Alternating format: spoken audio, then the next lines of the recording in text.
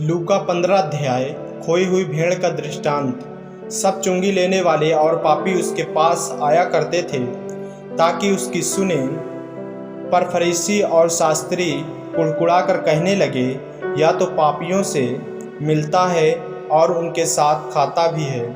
तब उसने उनसे यह दृष्टांत कहा, तुम में से कौन है जिसकी 100 भेड़ें हो और उनमें से एक खो जाए तो 99 को जंगल में छोड़कर उस खोई हुई को जब तक मिल न जाए खोजता न रहे, और जब मिल जाती है तब वह बड़े आनंद से उसे कंधे पर उठा लेता है और घर में आकर मित्रों और पड़ोसियों को इकट्ठा करके कहता है, मेरे साथ आनंद करो क्योंकि मेरी खोई हुई भेड़ मिल गई है।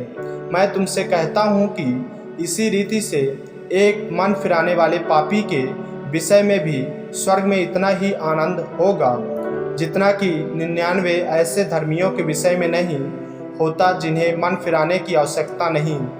खोए हुए सिक्के का दृष्टांत। या कौन ऐसी स्त्री होगी जिसके पास 10 सिक्के हो और उनमें से एक खो जाए तो वह दिया जलाकर और घर झाड़ बुहार कर जब तक मिल ना जाए जी लगाकर खोजती न रहे, और जब मिल जाता है तो वह अपनी सखियों और पड़ोसिनियों को इकट्ठा करके कहती है, मेरे साथ आनंद करो क्योंकि मेरा खोया हुआ सिक्का मिल गया है। मैं तुमसे कहता हूँ कि इसी रीति से एक मन फिराने वाले पापी के विषय में परमेश्वर के स्वर्गदूतों के सामने आनंद होता है। उड़ाऊ पुत्र का दृष्टांत। फिर उसने कहा, किसी मनुष्य के 2 पुत्र थे। उनमें से छोटे ने पिता से कहा, हे पिता, संपत्ति में से जो भाग मेरा हो वह मुझे दे दीजिए। उसने उनको अपनी संपत्ति बांट दी। बहुत दिन ना बीते थे कि छोटा पुत्र सब कुछ इकट्ठा करके दूर देश को चला गया और वहाँ कुकर्म में अपनी संपत्ति उड़ा दी। जब वह सब कुछ खर्च कर चुका तो उस देश में बड़ा अकाल पड़ा और वह कंगाल हो गया। इसलिए वह उस देश के निवासियों में से एक के यहाँ जा पड़ा। उसने उसे अपने खेतों में सुअर चराने के लिए भेजा और वह चाहता था कि उन फलियों से जिन्हें सुअर खाते थे अपना पेट भरे, और उससे कोई कुछ नहीं देता था। जब वह अपने आप में आया तब कहने लगा, मेरे पिता के कितने ही मजदूरों को भोजन से अधिक रोटी मिलती है और मैं यहाँ भूखा मर रहा हूँ।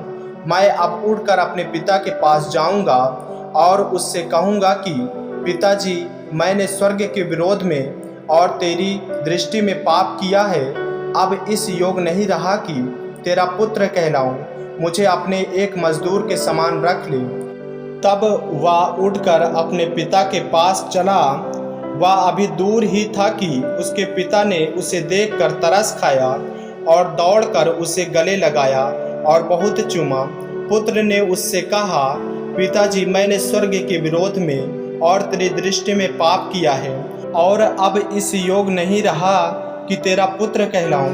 परंतु पिता ने अपने दासों से कहा, झट अच्छे से अच्छा वस्त्र निकालकर उसे पहनाओ और उसके हाथ में अंगूठी और पाँव में जूतियाँ पहनाओ और पला हुआ पशु लाकर मारो ताकि हम खाएं और आनंद मनाएं, क्योंकि मेरा यह पुत्र मर गया था फिर जी गया है, खो गया था अब मिल गया है। और वे आनंद करने लगे।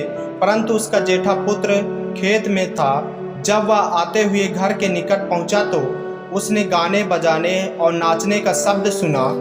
अतः उसने एक दास को बुलाकर पूछा, यहाँ क्या हो रहा है? उसने उससे कहा, तेरा भाई आया है और तेरे पिता ने पला हुआ पशु कटवाया है, इसलिए कि उसे भला चंगा पाया है। यह सुनकर वह क्रोध से भर गया और भीतर जाना न चाहा। परंतु उसका पिता बाहर आकर उससे मनाने लगा। उसने पिता को उत्तर दिया, देख, मैं इतने वर्ष से तेरी सेवा कर रहा हूँ और कभी भी तेरी आज्ञा नहीं टाली, तो भी तूने मुझे कभी एक बकरी का बच्चा भी ना दिया कि मैं अपने मित्रों के साथ आनंद करता। परंतु जब तेरा यह पुत्र, जिसने तेरी संपत्ति वेश्याओं में उड़ा दी है, आया तो उसके लिए तूने पला हुआ पशु कटवाया। उसने उससे कहा, पुत्र, तू सर्वदा मेरे साथ है और जो कुछ मेरा है वह सब तेरा ही है, परंतु अब आनंद करना और मगन होना चाहिए, क्योंकि यह तेरा भाई मर गया था फिर जी गया है, खो गया था अब मिल गया है। आमीन। मेरे प्रियो, यदि आप इस चैनल पर नए हैं, यदि आपने अभी तक हमारे चैनल को सब्सक्राइब नहीं किया है तो हमारे चैनल को सब्सक्राइब करें और बेल आइकन के बटन को दबाएं ताकि परमेश्वर का वचन रोजाना आप तक पहुंच सके। जय मसीह की। प्रभु आपको आशीष दें।